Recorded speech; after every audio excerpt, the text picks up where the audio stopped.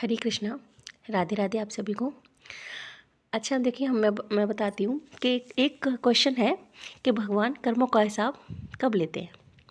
तब आज एक सब्जी वाला था, वो ना वाटरमेलन बेच रहा था। तो वाटरमेलन 10 रुपये का एक वाटरमेलन बेच रहा था और उससे लोग बाग खरीद भी रहे थे। लेकिन दो चार औरतें खरीद रही थी, वो चली गई। तभी एक अकेली औरत दूर से आती है और उससे पूछती है कि वाटरमेलन कितने का है। तब उसने कहा 20 रुपये का। ये बल्कि वो वाटरमेलन सबको केवल 10 रुपये का ही दे रहा था। तो उसने कहा ठीक है। तो गलती से उस जब लेडी ने पैसे दिए तो वो 20 की जगह 20 के साथ में एक नोट उसमें और लगा हुआ था और वो जल्दी में थी, तो वो उसने दे दिए और वो जाने लगी। वो एक दो कदम ही चली होती, तभी वो सब्जी वाले ने नोट खोल कर देखा तो उसने वो दोनों नोट देख लिए। लेकिन लेकिन उस औरत को आवाज़ नहीं लगाई और वो दोनों नोट इधर उधर देखकर अपने पॉकेट में रख लिए। तभी देखिए कर्म का खेल। तभी क्या होता है कि वो उन पैसों को गिनने में ही बिजी होता है। इतने में ही एक गाय आती है और उसके 2 वाटरमेलन खा लेती है और एक जो है वो नीचे गिरा देती है।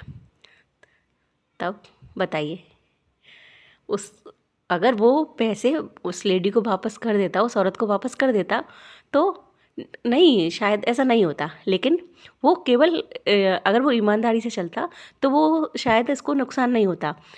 और उसने जो उस औरत के पैसे रख लिए, जो कि उसको पता भी नहीं था, वो बहुत जल्दी में थी। एक तो उसने उसे वाटरमेलन महंगा बताया, 10 रुपये की चीज़ 20 रुपये में बचाई, और अगर वो 20 देकर भी चली गई तो उसके साथ जो नोट लगा हुआ आया था उसने उसको भी वापस नहीं किया। इतने और तुरंत की तुरंत उसको उसके कर्मों का हिसाब मिल गया।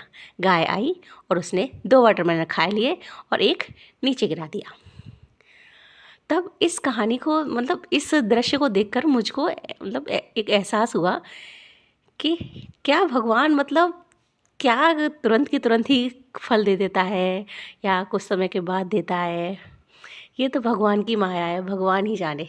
इसलिए अंत शब्दों में मैं कहूँगी, प्रभु पर विश्वास रखिए और ईमानदारी से चलिए।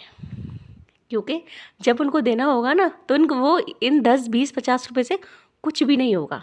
अगर वो तुमको बड़ा बनाना चाहेंगे ना तो 10 20 50 रुपए कुछ भी नहीं होते। तो प्रभु के साथ चलिए, प्रभु पर विश्वास रखिए। और अंत में हमेशा की तरह ही राधे राधे आप सभी को।